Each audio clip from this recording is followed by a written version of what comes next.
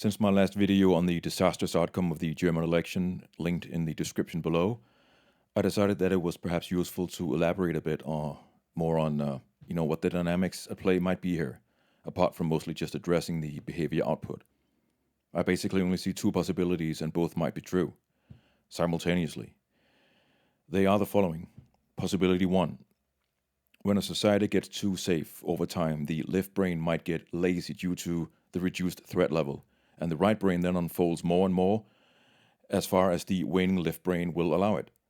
This might happen because it's not necessary to be on guard anymore, as the perimeter has been secured, so to speak.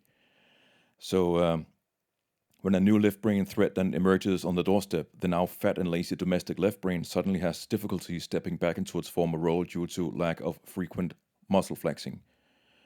Not only will it now have to deal with the new emerging threat, but it will also have to beat back the irresponsible childishness and over-emotiveness of the right brain of its own society to be able to step back up and sufficiently fill out its former shoes as the protector of the realm. Possibility 2. Possibility 2 will be even easier if possibility 1 is already going on. The Fabianistic social engineers of the globalistic system complex are perfectly aware of the left brain right brain dynamic, and they have a very strong interest in weakening the left brain in societies targeted for destruction, in order to have the right brain of those societies run loose in all its irresponsibility to internally perform the nation-state destruction that the globalists want to see happen. By clandestinely attacking the left brain of a target society through social engineering, with the explicit aim of weakening its rational grip on the right brain, the globalists can instigate their way to the desired outcome without revealing their own hand in the misdeed to all those unaware of the underlying mechanics. It's a kind of instigated national suicide with no clear ties to the occulted instigator. So 99% of a target population will not even think to look up for a reason why everything is suddenly crumbling between its hands. At the most, it'll just suspect something being funnily off somehow, not able to put a finger on it. This is where Eastern Europe is really interesting and very problematic for the globalist instigators, because the female left brain is still very much on guard there, both from recent history with both classic and national socialism, but also in some parts from already having tried being run over and molested by Islam as well. Naturally, this makes it much more difficult to tip the scales of democracy of a targeted Eastern European society. So what do you think? Is possibility 1 the reason for the current calamity? Is it possibility 2? Both in a for us terribly complementary combination, but for the globalists a very effective one? Something entirely different? Let me know in the comments. Disclaimer. This analysis is not an attack on all women as such, as Eastern European women are clearly still wired differently than most Western women. Many Western men too, for that matter, for reasons just explained. We all display left and right brain behaviors in different kinds of situations, and they both have their rightful place as determined by the nature of a given situation. The problem emerges when a brain half trespasses onto the domain of the other, and this happens for both men and women. The point I'm specifically making here is just that the right brain has no place in danger handling, requiring militaristic measures to re-secure a situation going wrong. It needs to get the hell out of the way of the left brain when things really start to go wrong, or it will lose as well. I will try to use a variation of a known parable to get the point across. One day, a scorpion was at the edge of a busy road and needed to cross to the other side. However, the scorpion was afraid of not being fast and nimble enough to make it. A nearby rabbit noticed and asked the scorpion what was wrong. "I'm not as fast and nimble as you. I might get crushed," the scorpion said. Full of empathy, the rabbit said, "Jump onto my back and I'll take us both over." As it was said, so it was done, and when they reached the other side, the scorpion climbed down and then stung the rabbit. In disbelief, the rabbit looked up and asked, "But why did you do this? I helped you." To which the scorpion answered, "But what did you expect? I'm a scorpion."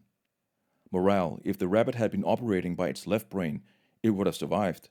Instead, the rabbit allowed its right brain to turn it into a sentimental, gullible idiot, and that got it killed.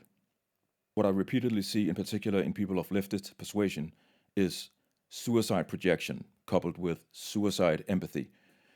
The situation is typically this. A domestic left-brainer will attack a lunatic Muslim following Islamic scripture to the point, letter by letter, as instructed by Muhammad. A domestic right-brainer, typically a socialist, will then immediately project its own personal fear of social ostracization and feelings of alienation out onto the scorpion of that story, and then proceed to wrap itself protectively around the scorpion and self-defend from the evil, rationally antagonizing domestic left-brainer, transferring any attack on the scorpion onto herself, even though the scorpion will also eventually sting herself to death. Think of the refugees' welcome women, nearly all of them leftist radical feminists, of course. Because of the projection, they do not differentiate between themselves and the scorpion. So any attack on the scorpion is also an attack on herself that must be countered, even if the survival of the scorpion is detrimental to herself on the other side of that road. The left brain, right brain struggle in the human realm has been known and exploited for thousands of years from and by the ranks of the occult. The symbol of the right brain is the moon. The symbol of Islam is also the moon, and Islam also means submission, directly translated. The act of submission pathologically belongs in the right brain. Femininity and the ideology of collectivism, which require organized submission to function in practice, are phenomena of the right brain. The symbol of the left brain is the sun. It is the home of enlightenment, assertiveness, and individual sovereignty, also known as individualism, tempered reason, analytical logic, rationality, and the drive to achieve. It also represents the dominion of the seen, whereas the right brain represents intuitive surrender to the unseen. A malicious combination of the two is the architecturally pyramid collectivist command and control structure, run by malicious compartmentalizing left-brainers as a method to entrap and parasitically exploit the human being in a kind of farm. The structure paradigmatically is left-brained, but it's glued together with right-brain pathology within the structure, as all layers in the structure take orders from layers above itself. And order following is a right-brain act of submission. If the order following suddenly fails, the entire structure comes apart. This is why combating armed order following and winning is one of the most important things we can do if we want to see any kind of change for the better. If we don't win that one, the managed decline we are clandestinely being pulled through with full deliberation, Germany right now being the prime example of this, will continue until the very sad end for all but the very, very few. This is why the richest people in the world are supporting the propagation of socialism in the current age.